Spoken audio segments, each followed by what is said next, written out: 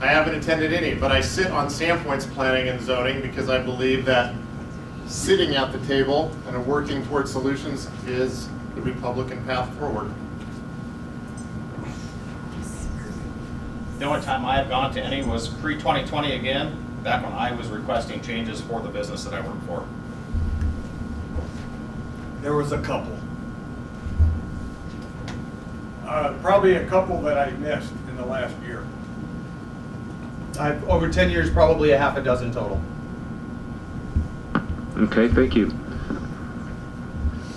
Long question. Can you explain how the assessed value of property and its consequent property tax works? My first to you? I think so. Yep. All right. Thanks for giving me the hard question. All right. So you get two. You have your assessment, and then you have the tax.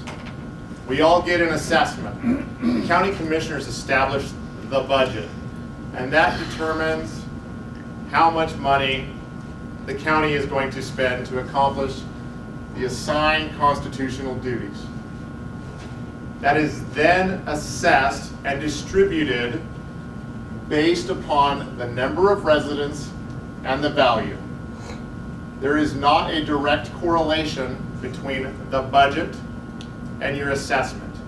There is a direct correlation between how much you pay, how many people there are, and how much it can raise. Unfortunately, for people that are opposed to growth, the more citizens there are, reduces taxes.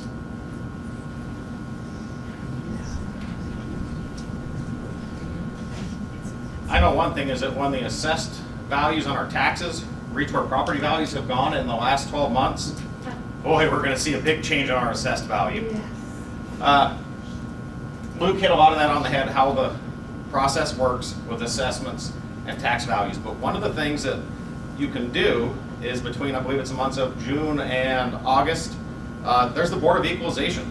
So when you get your assessment on your property values during that time and you don't feel it's correct, you take that assessed value, you talk to the assessor's office, and they will set up basically a hearing where the commissioner board is the mediator, determining if that value is correct or incorrect based on how you want. I guess you could say your property is not valued enough and you want it up, or you could take it down. I don't know too many people that want to go up, but it has happened. I've talked to some people that thought they were undervalued.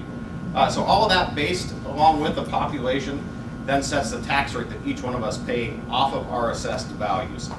So you could be on the Board of Commissioners, have a tax rate stay the same, but assessed values go up and your taxes go up. It's a seesaw effect there. So our taxes are basically based on the county's budget. The past 4 years or so, we saw that the county budget stayed at basically zero level, and they didn't raise their taxes. And then all of a sudden, they did something kind of slimy, in my opinion, is they took all those back 3 years, 4 years of taxes that they're allowed to increase at a maximum of 3% per year.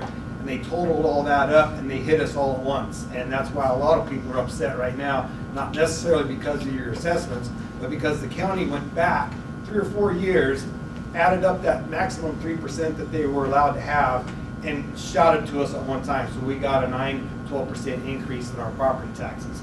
The issues that we're going to be facing up in these upcoming years, and the new board that's going to take effect in January, is our inflation. People don't understand that how much the inflation is going to affect the county budget. They're already having to buy less chip sealing oil and everything right now because their line item budget was $900,000 and change to buy the chip sealing oil that was put in last year. That has now gone up 250%. So now this year, the county roads are only going to get chip sealed 2/3 of what they had planned. So assessed value on your home doesn't relate to how much tax you pay, other than it puts you relative to other taxpayers, right? So if everyone's home in the county goes up 10% in value, if everybody's does, well, you don't pay any more taxes. Still, you're paying the same share that you did before. But if your home goes up 10% and your neighbor's doesn't, well, then your tax is going to go up relative to theirs. Total tax is determined by the total budget, and that's getting divvied up amongst all the property owners in the county. but your share is determined by the assessed value of your property compared or ratio to everyone else's. That's it. All right, I'm not going to belabor that point. They've all covered it, and you can only say how you're going to be taxed so many ways. What I do want to talk about is partly what Ron was talking about, which is foregone tax. And the foregone tax is where the county commissioners bank the 3% allowed limit or the allowed raise until at such time in the future they decide they need it. What they've done is they've done it so that they've banked it so that way they can say to you, hey, I didn't raise your taxes, re-elect me. Well, after a certain point, they said, oh no, we need to raise this all. Road and Bridge has not had a budget increase in 10 years. I cannot believe that Road and Bridge is working on the exact same dollar amount today that they were 10 years ago. I can promise you I will never put money into foregone tax and I will never take any out. Now I'm going to say something that's probably going to shoot my campaign in the foot, but you all need to know the truth. I am going to raise your taxes 3% every year. And with the amount of inflation that's happening right now, I'm going to hope that I can keep up and keep county services where they need to be. I'm going to hope that we can find a way to retain our employees, give them the type of jobs that they want to stay here, to keep the emergency services in place, to keep your roads plowed. The government's claiming that inflation right now is 8%. Your taxes go up 3%. That's a 5% deficit. And if you want to be clear, the odds are inflation is probably more like 14 or 15%. You people all are educated. You're here, you know what I'm talking about. I'm going to raise your taxes 3% every year. And if that's a bad thing, if it's a bad for my campaign, it's the truth. And I think the truth is what everyone needs to always hear.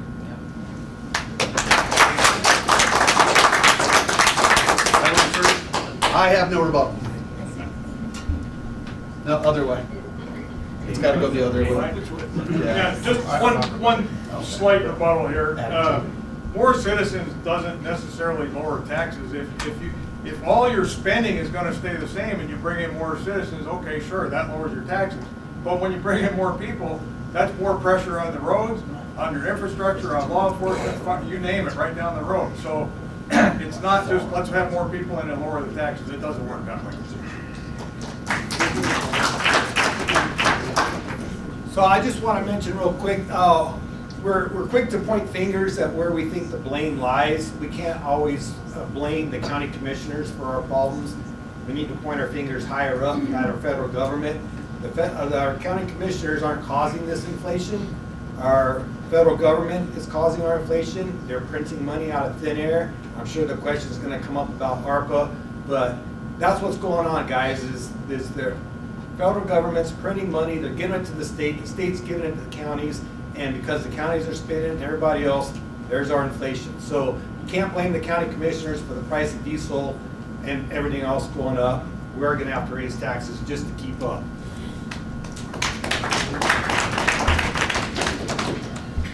I really feel there needs to be a look at other ways to bring in tax revenue into the stream of budget. One way would be use fees. I snowmobile. If I want to go down to Kootenai County and use their snowmobile trails, I have to purchase an extra $10 sticker to use their trails so that their county isn't spending money on those recreational opportunities I'm going to go use. Why don't we do some of those same things here in Bonner County? Let's look at groomer stickers for using the groom trails instead of it being taxpayer money. Let's look at usages for boat launches. If you're going to come use our boat launches, let's have to get a sticker and a use sticker. Our state parks do it, our counties do it, Washington State does it, many places do it. Let's look at adapting some of those opportunities to bring in more revenue.